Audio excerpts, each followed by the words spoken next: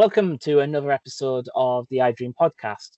Today, in this week's podcast, we gathered to kick off the International Women's Month, a time to dedicate to honour the indeterminable spirit, resilience and contribution of women around the globe.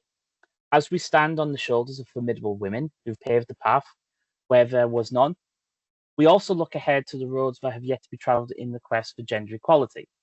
This month, what we are hoping to do in the podcast is we want to reflect on the progress made through tireless advocacy and the courage of those who dare to dream of a balanced world. We celebrate the achievements, both big and small, of those who have shifted the paradigm and lifted society. But we also acknowledge the challenges that persist and remind us of the work that still requires to shatter the glass ceiling and build the bridges of opportunity for every woman and girl. As we embark on this month's podcast, let us commit to learning from the past, engaging with the present, and innovating with the future. Let us inspire and be inspired, advocate for the change, and celebrate the diversity and the dynamic roles in which women play across all aspects of life. Together, let's make this International Women's Month not just a celebration, but a powerful catalyst for change as we strive for a world where gender equality is not a goal, but it's actually a reality.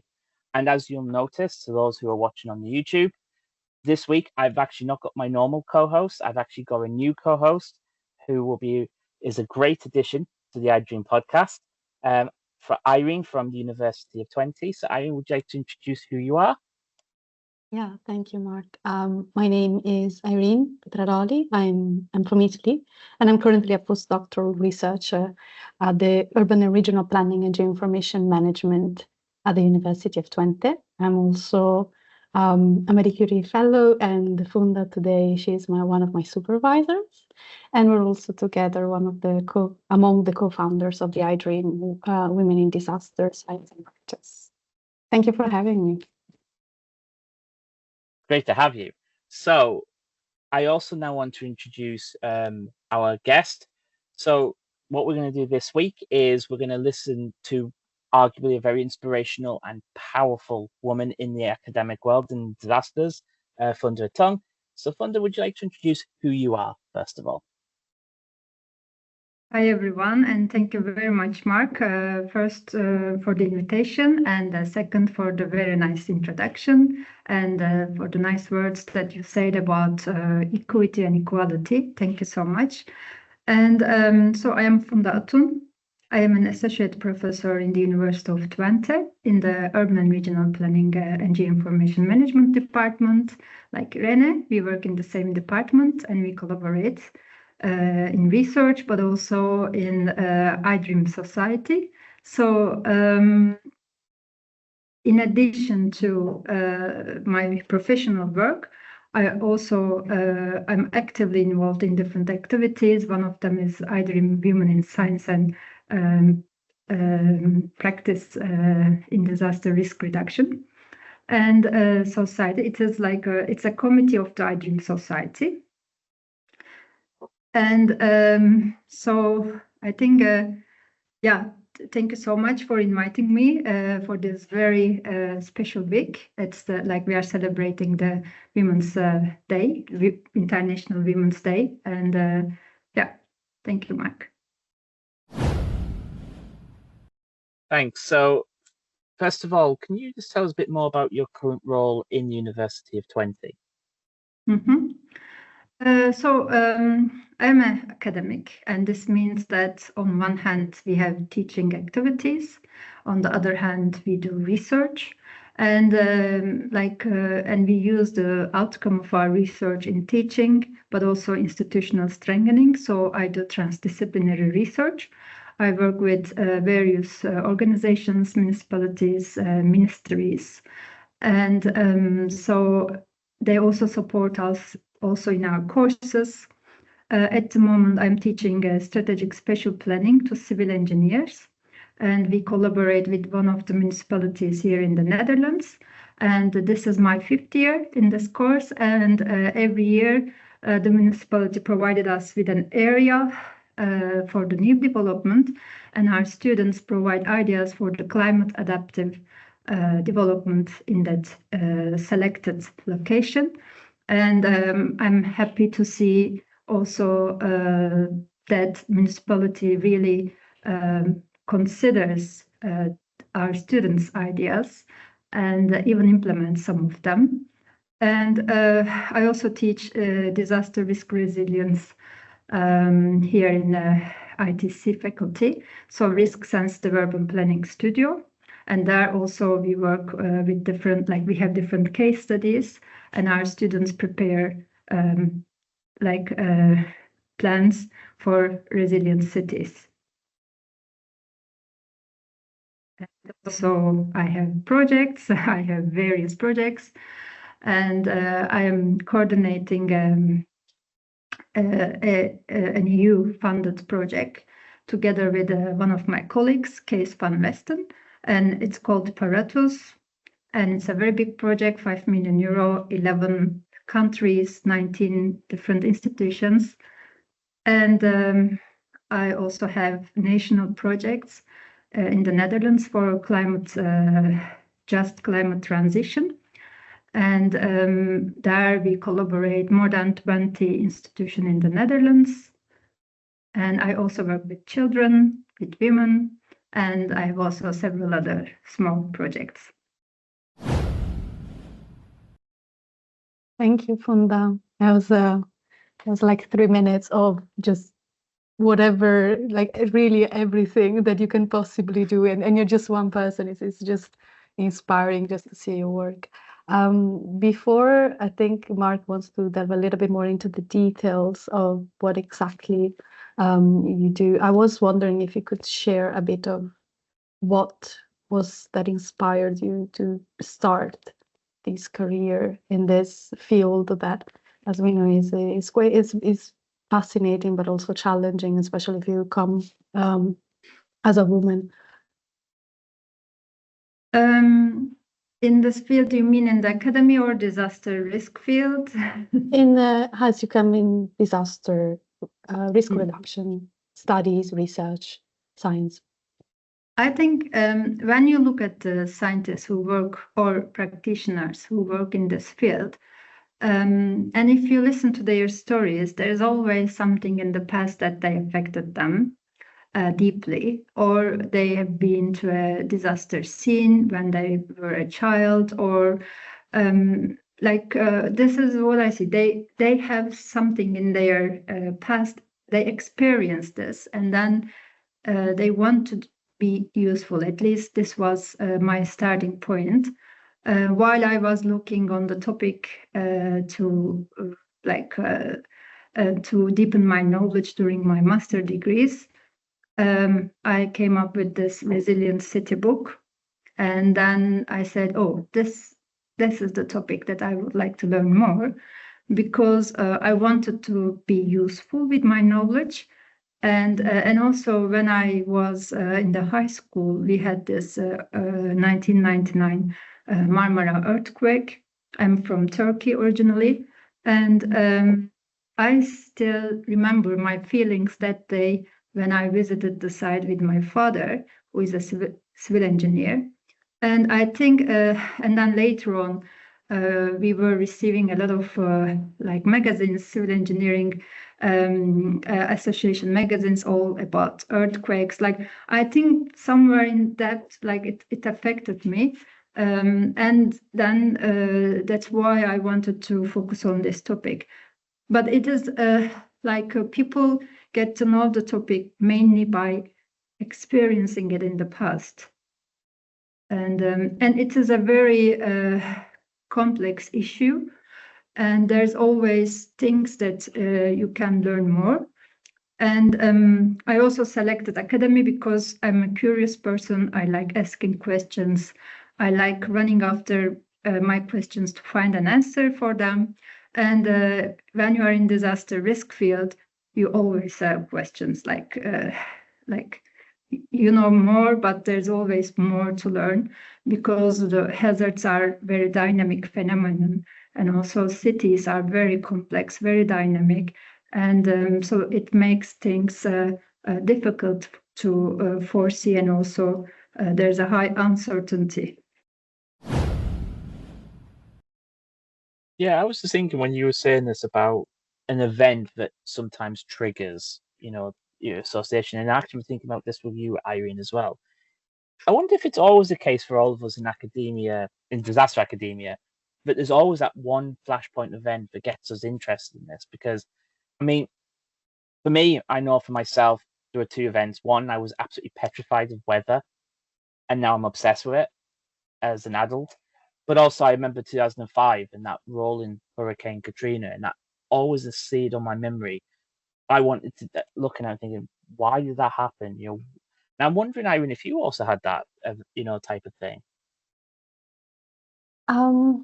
It's strange because it's really like Funda said, like when you live in this field, and it's one of those fields where private and public becomes a bit blurred, like professional and personal. Like there is always some personal story behind why we start in this field. I was not directly affected, but growing up in Sicily, I learned about the history of my city that was destroyed by this big earthquake and tsunami in 1908. So very far in the past.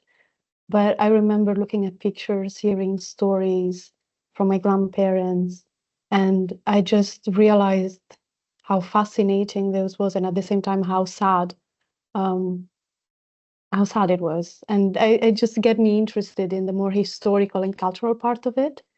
And then moving on into my life and my career, I kind of got more into what can we do now to prevent um, incidents like this to become disasters? What can we do to make sure that hazards do not necessarily lead to the extent of devastations that was 100 years ago?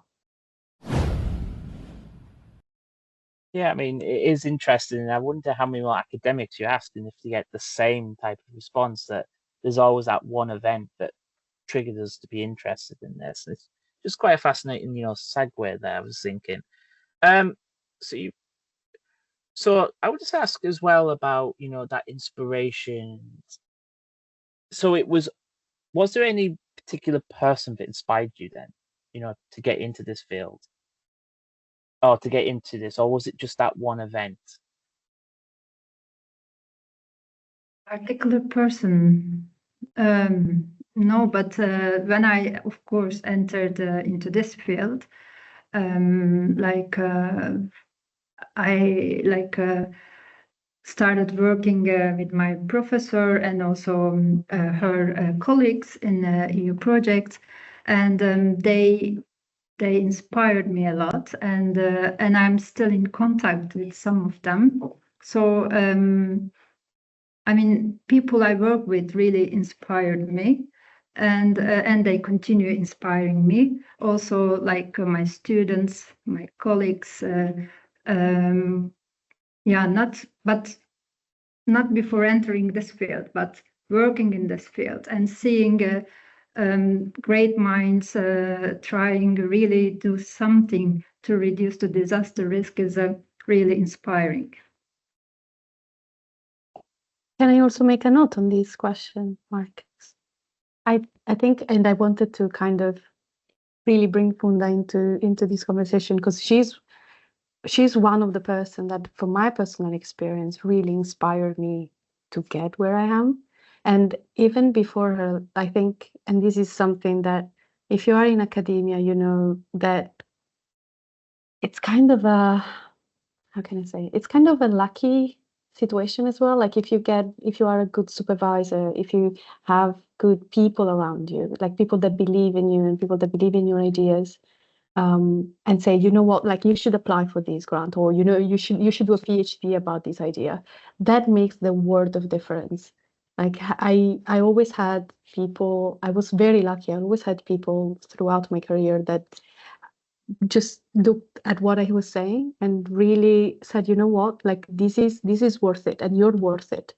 And this is something that it's a bit sad to say, but it's not so obvious.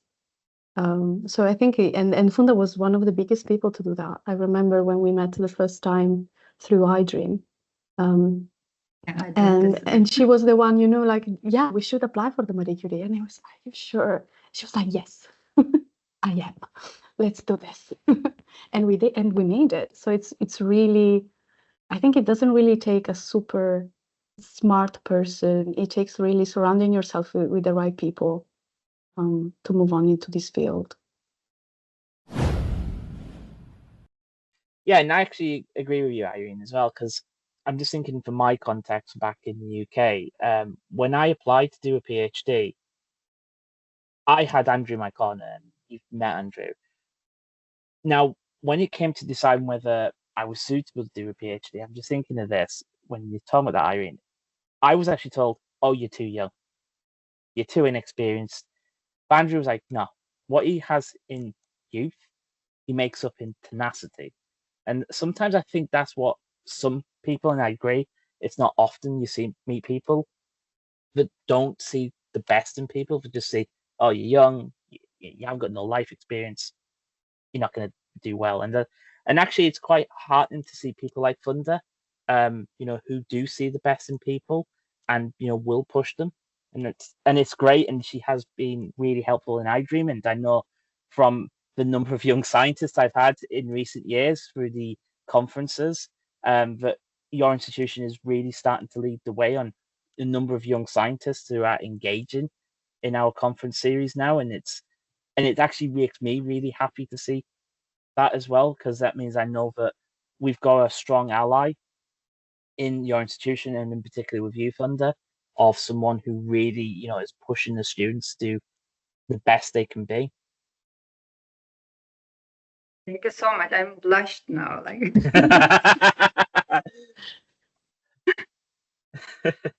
Okay, thank you. Yeah, but I think it is very important also to support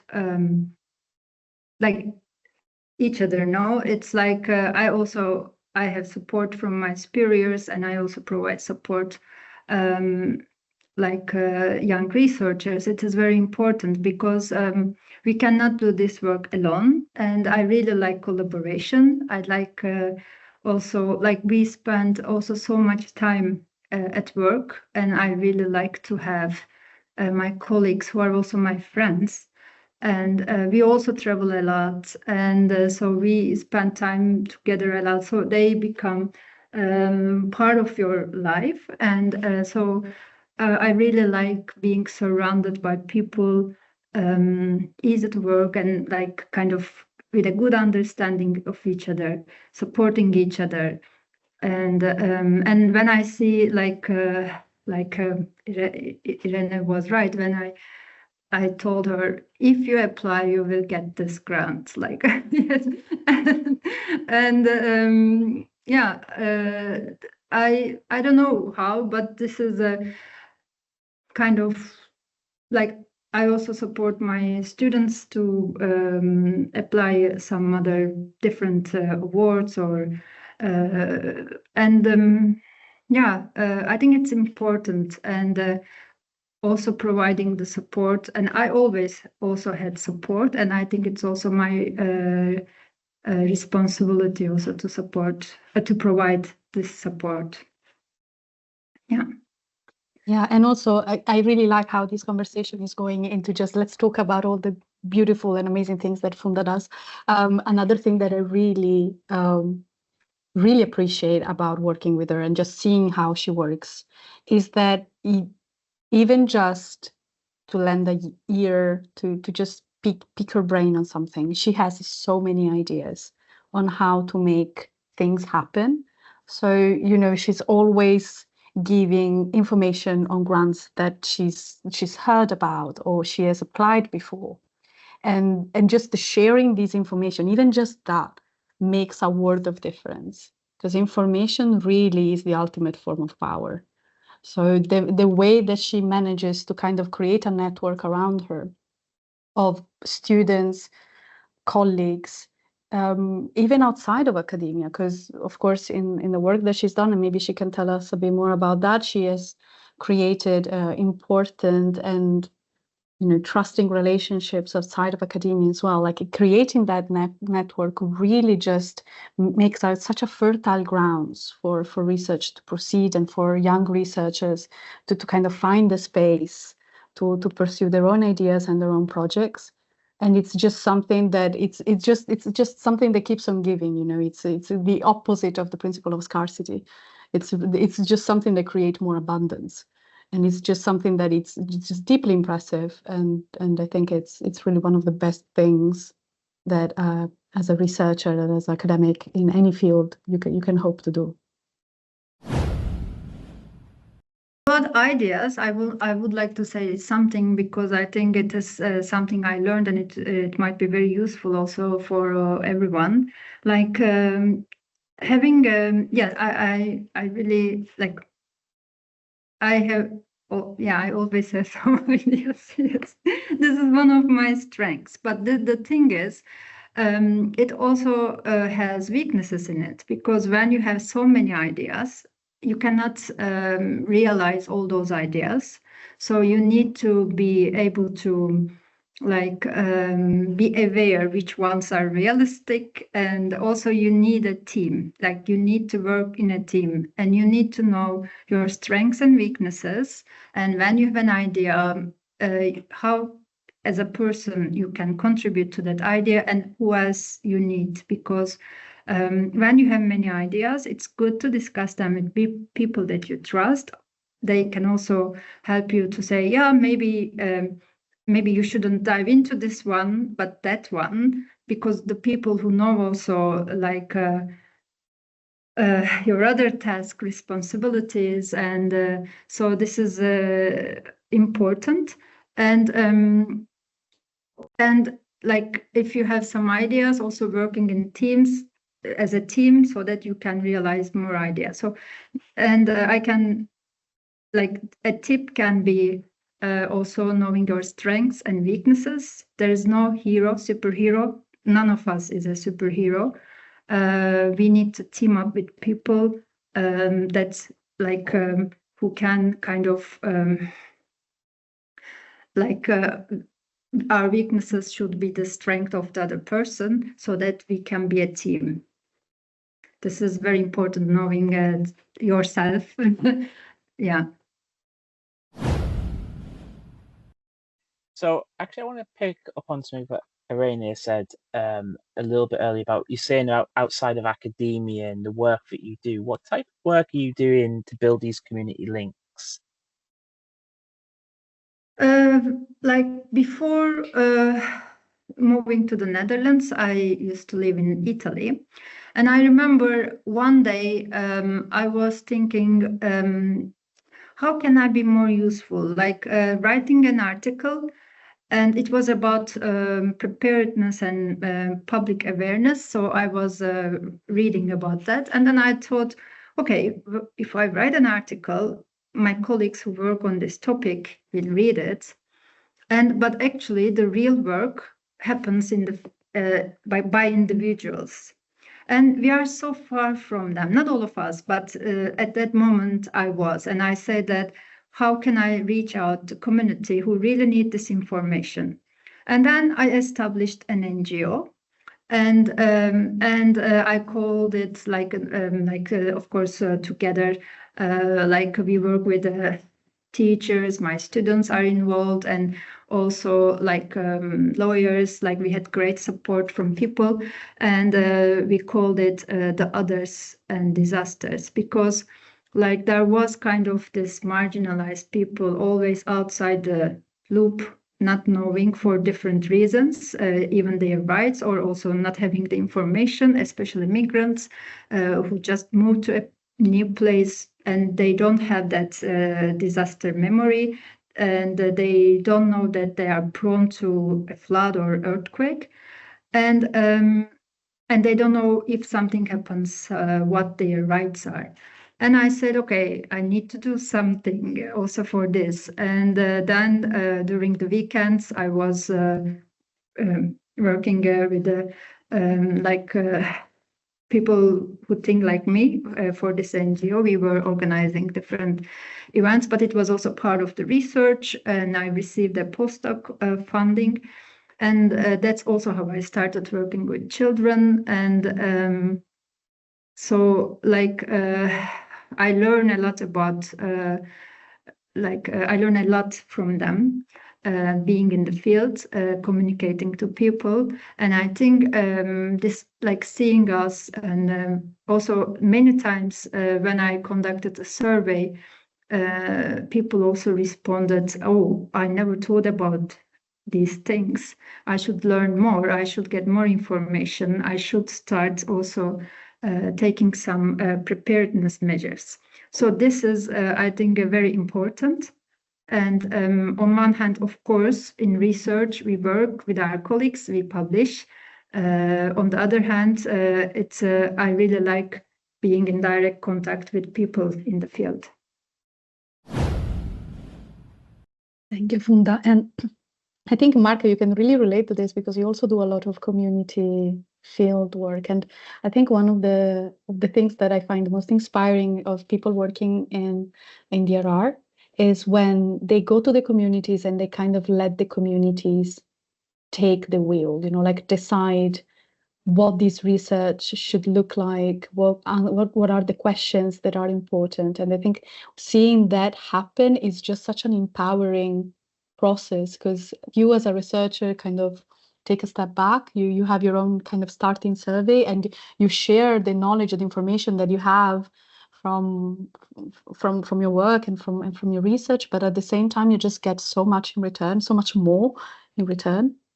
So it's really I think the best way to conduct research in our field. And in addition to that, for instance, I really dedicated myself to not labeling people as vulnerable. And because being in the field, talking to people, you see that, they are not only vulnerable, and it's not like you cannot just say, okay, according to age, according to gender, etc., just these are vulnerable people. That's not true, because they also have capacities. But the system, unfortunately, just highlights their vulnerabilities. But I always also in my proposals, in my research, always next to vulnerability add capacities. We shouldn't only focus on negative aspects, but there are a lot of positive aspects as well.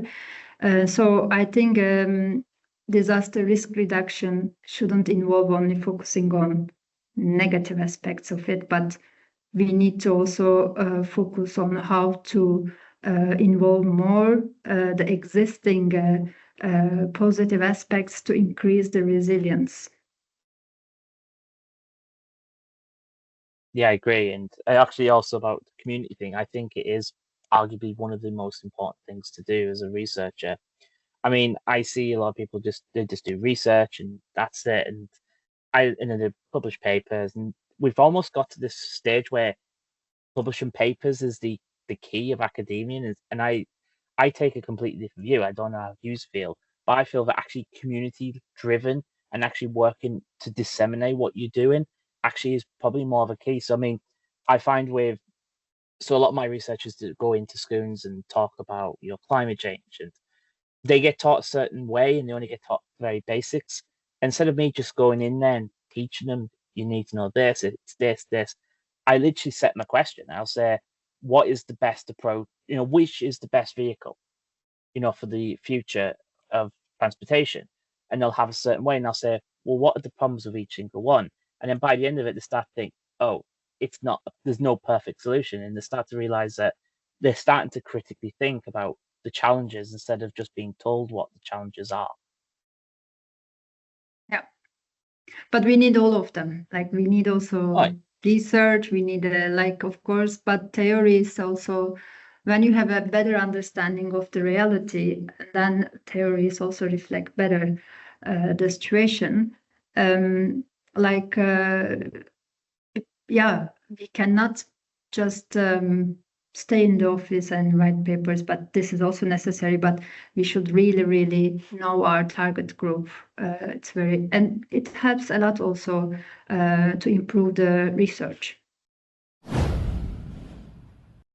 It's a difficult question because I know we're short on time, but one of the things I'm very happy about, something that Funda started as the IDRiM Women in Disaster Science in Practice, and something I would really like for her to explain a little bit about. which I think also kind of goes back to the point that we made on, it's so easy to label groups and put them in boxes, but at the same time, it's so much harder, but so much more rewarding to look at the complexities behind those and the labels, the kind of crossover. So I was wondering if you could talk a little bit about the mentorship program that we have started in IDRiM Women in Disaster Science and Practice, because I think that is a great example of how women in disaster science and practice can kind of come together to address and just kind of create that network that you mentioned before, that kind of team of, nobody is a superhero, but together we become a super team and we can do incredible things. Yes, thank you, Irene. Actually, there is something very special about IDRiM Women in Disaster Risk Science and Practice group, because we established this group during COVID time. So I felt kind of the necessity to be connected. And then, in IDRiM, I had a chat with Anna Maria, the president of the IDRiM. I shared this opinion, and then she put this wonderful women together. And so we started in 2020 or 21. Irene, do you remember? So 21, I think. Yes, 2021. Yeah, during COVID we started. And then also Mark also joined us. Thank you so much, Mark, for supporting us. And so it's not we really support each other. We have these meetings once a month, and we apply for grants, or we organize sessions in conferences. We do research also. And it really also depends what the needs are. And recently, now we are starting the mentorship program, and we have great support also from our male colleagues, not only females. And so anyone can be a mentor. So if you also want to join, we will be very happy, but only women can be mentee. So, this year, it's our first year, we are also learning, and next year, I think it will be larger, and our community also getting larger and larger. And our meetings also, our members are also increasing, and we have different kind of discussions. And in all these meetings, different ideas come up. Mentorship was one of them, for instance. And we support each other. We support our research. So that's what we want to do in IDRiM Women in Disaster Risk Science and Practice Committee. And we are very lucky that we have great support from IDRiM Society. So I just wanted to talk about the IDRiM Society, and then we'll get on to Irene. I know about your question. How has the network, you feel, influenced your career in research direction? So IDRiM as a whole society. IDRiM is very special and positive society. It really helps people to kind of just a moment, how to say it. Okay, now you can cut it here. I see. IDRiM is a very special and positive society. What I feel is and I think also you, Mark, Irene, you as well. So it provides us a safe environment that we can really be ourselves, and we can show our true potential. So it helps us also to use our true potential. That's how I feel. And what I see is also in terms of number, maybe it is a small society, but I see that the percentage of active members is very high, and people really like in a very enthusiastic way they contribute to the society and to the research. And in the last conference there were more than 1,200 or 500 participants. It was huge. And I'm very happy to be part of IDRiM Society. Wow, that was a really great interview. And I'd like to thank Funda and my guest co-host Irene for such a fascinating conversation. And actually, that interview today was only part one. We will be continuing with the interview in part two in the next episode, where Funda talks more about future directions of research. And we hope you enjoyed today's podcast. We hope you can subscribe if you enjoyed this very much. And we hope to see you in the next episode of the IDRiM Podcast. Bye.